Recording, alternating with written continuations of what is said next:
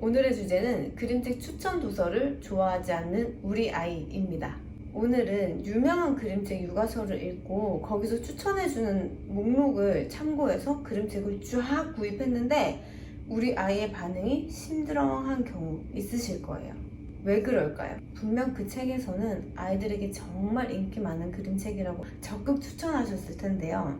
왜 우리 아이는 그 그림책을 별로 좋아하지 않았을까요? 결론부터 말씀드리면 그림책을 구입하실 때 꼭 기억하셔야 하는 것이 있는데요. 그건 바로 내 아이가 주는 정보를 파악하는 것입니다.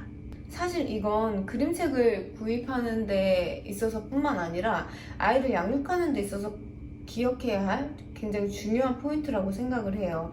제가 육아로 힘들어 하시는 부모님들과 상담할 때 정말 자주 하는 말이거든요. 그리고 저도 아이를 키우면서 꼭 실천하려고 노력하는 부분이고요. 쉽게 말해서 우리 아이들도 취향, 기분, 좋고 싫은 것 이런 게 분명히 있거든요. 그런데 내 아이의 정보를 파악하기 전에 다른 사람이 자녀를 키우면서 반응이 좋았던 그림책을 가지고 우리 아이에게 보여주면 좋아할 수도 있지만 당연히 싫어할 수도 있어요. 새로운 그림책을 보여주고 싶으실 때는 우리 아이가 요즘 무슨 이야기를 자주 하더라? 최근에 어떤 경험을 했더라? 어디에 꽂혀 있지? 이런 걸 한 번쯤 생각해 보시면서 그림책 육아서에서 추천하는 목록과 그 이유를 살펴보시고 우리 아이가 관심을 가질 만한 요소가 포함되어 있는 그림책들을 선별해서 구입하시면 실패하실 확률이 적어집니다.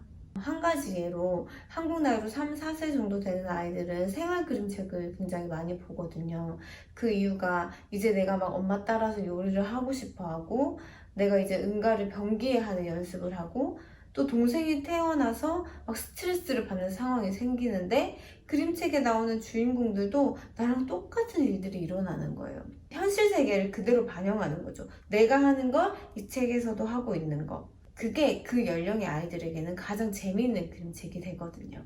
그런데 3, 4세가 아니라 그 이상이 되는 아이들에게도 마찬가지로 평소에 관심이 어디에 있는지를 보는 것이 굉장히 중요합니다. 만약 우리 아이가 공룡을 아주 좋아해요. 공룡 자연 관찰책만 너무 보는 거예요. 그런데 이 아이한테 그림책의 장르를 확장시켜 주고 싶은 거예요. 그럴 때는 창작 그림책이지만 그 안에 공룡이 주인공이라든지 아니면 주제가 공룡에 관련된 거라든지 하다못해 그림에 공룡 장난감이라도 나오는 것 이런 걸 선택하셔서 보여주면 자연스럽게 자연관찰만 보던 아이가 다른 장르로 넘어가는 것도 어렵지 않게 하실 수 있습니다. 그러니 유명한 그림책 육아서에서 추천하고 있는 목록대로 1번부터 50번까지 한 번에 쭉 구입하지 마시고 그 목록 안에서 내 아이가 주는 정보를 잘 기억하시면서 그림책을 구입하시면 실패하지 않으실 겁니다. 여담이지만 내 아이가 주는 정보를 파악하는 거 굉장히 쉬운 줄 알았는데 제가 막상 아이를 낳아서 키워보니까 엄청 어려운 거더라고요. 지난날 제가 부모님들에게 이것만 기억하시면 많은 부분이 해결이 될 텐데 라는 생각으로 너무 쉽게 말씀드린 거 아닌가 하면서 반성하게 되더라고요. 제가 아이를 낳고 처음에 육아서를 너무 안 읽어가지고 유튜브로 도움을 많이 받았어요. 그런데 어떤 채널에서 아이를 3시간 간격으로 먹이고 또 자기 전에는 3시간 간격이 아니더라도 부모가 정한 시간에 아이에게 먹인다는 거예요. 그러면 그 아이는 정확하게 몇 시에 잠을 잔다는 거예요.